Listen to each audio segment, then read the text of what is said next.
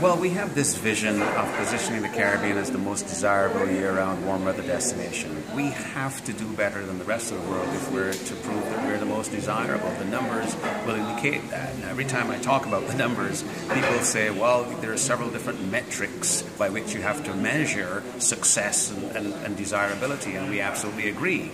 But the first order of business is to get people to come to the Caribbean, and they are coming in larger numbers than they did last year, and they're coming to the Caribbean in larger numbers than they are going to any other part of the world. So we outpaced the global growth for at least a period of 2015. We'd like to see that continue. Are we complacent about it? No. We're watching those numbers very, very closely.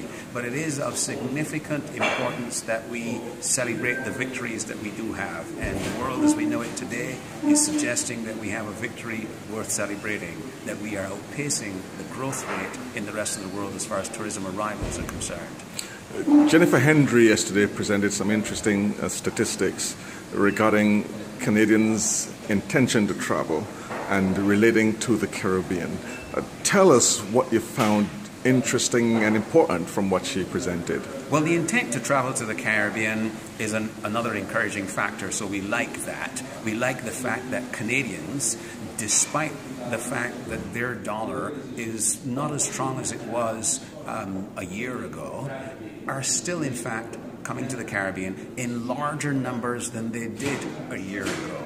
So there are a number of factors involved there, but one of them seems to be that Canadians are still finding the Caribbean to be a good value for their money.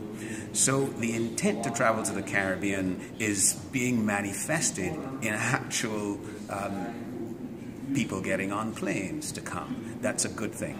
The intent to travel to the Caribbean within particular demographics is also interesting to us. The conference board suggested that their research showed, in fact, that the intent to travel outside of Canada among older Canadians was stronger than in younger demographic groups. So 55-year-old Canadians seemed to show in their research a greater propensity to leave the country on vacation than younger Canadians. That's important to us. So the whole business then of intergeneration travel, the whole business of providing value and experiences for older people who are either traveling alone, or older people traveling as couples, or older people traveling as families, family units, some of which are intergenerational, so you've got grandparents and parents and children traveling together.